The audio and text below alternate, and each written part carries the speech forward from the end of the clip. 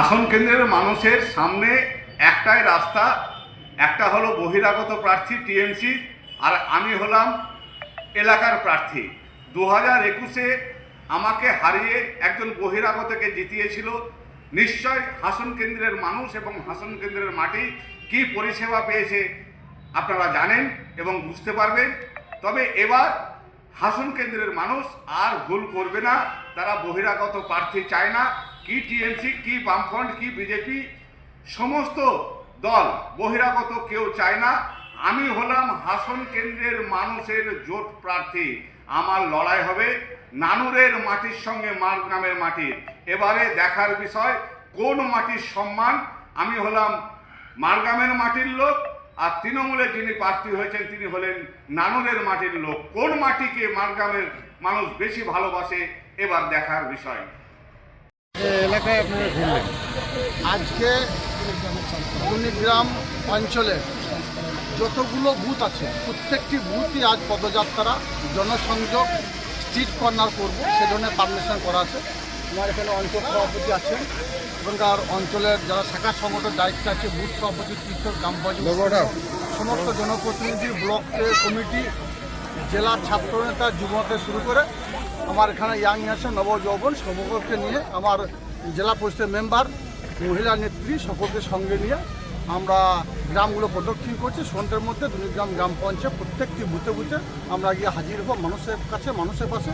যে মাননীয় মুখ্যমন্ত্রী মাননীয় মমতা বন্দ্যোপাধ্যায় যে জনমুখী প্রকল্পগুলো বাস্তবায়িত করেছেন, সেই উন্নয়নের স্বার্থে চতুর্থবারের জন্য বাংলার মসনদে মমতা বন্দ্যোপাধ্যায় সরকারকে, মমতা বন্দ্যোপাধ্যায় হাতকে শক্ত করার জন্য জোড়া ফুল চিহ্নে ছাপ দিন, নিজের ভোট নিজের দিন, লাইন ধরে ভোট দিন। এটাই আমাদের আবেদন প্রত্যেকটি মানুষের কাছে। যেদিকে ঘুরে এলেন চানপাড়া বাগানপাড়া এলাকায় দীর্ঘদিন ধরে যে বাসিন্দারা রয়েছে তাদের একটা অভিযোগ রয়েছে যে রাস্তার কাজ হয়নি, কাঁচা রাস্তায় পড়ে রয়েছে। প্রাক্তন বিধায়ককে নিয়ে ক্ষোভ। এ বিষয়ে দ্বিমতের কোনো অবকাশ নেই। আমরা কোনো সময়ের জন্য বলিনি।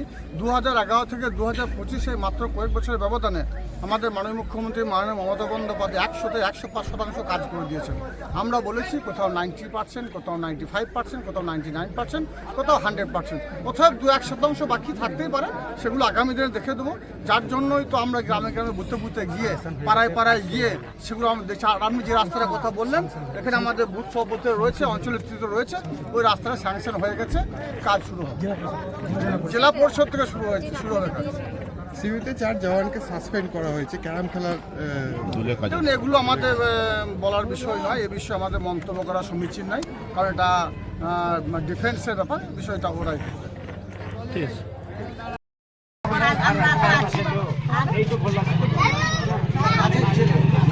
আমি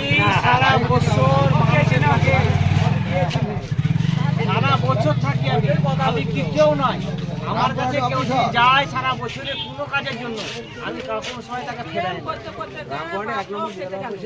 আমার শ্বশুর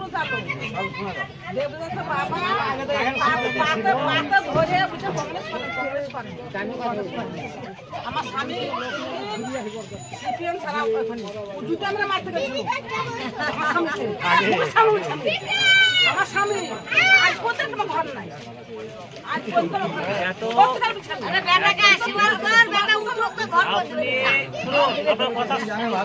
আমি সব শোনার জন্য রেডি আছি, শুনছি। আপনাদের কোনো রকম কোনো অসুবিধা হলে আপনি ভুললে আমার বাড়ি, আমার যাবেন, আমি না থাকি আমার মাকে দেখা করবেন। আমার মা বলেছে, আমি তো কষ্ট করে বড় হয়েছি, সে লেখাপড়া করেছি, আমি উকালতি করি। আমি এখন বর্তমানে রামপার করে উকিল আমি। তো মা বলেছে আমাকে যে মানুষের সেবার থেকে বড় কোনো ধর্ম হয় না। মানুষের মার কথা অনুযায়ী, মার আদর্শ অনুযায়ী মানুষের সেবা করার চেষ্টা করি।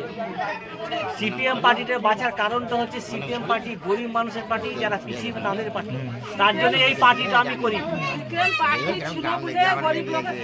হ্যাঁ, এইটাই থানা পুলিশের কোনো অসুবিধা হয় আমাকে বলবে, আমি সব সময় থাকি। এই ভোটে না আছে বলে নয়, চেষ্টা করি।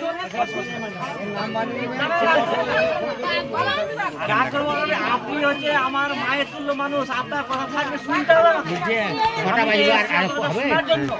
100 বার শুনবো, শোনার জন্য তো এসছে। ভোট সারা জীবন পার্টি করতে না না বাবা এসে পাকা বলে কিছু পেলাম না, কিছু পেলাম না। যাই হোক সবাই মিলে আবার চেষ্টা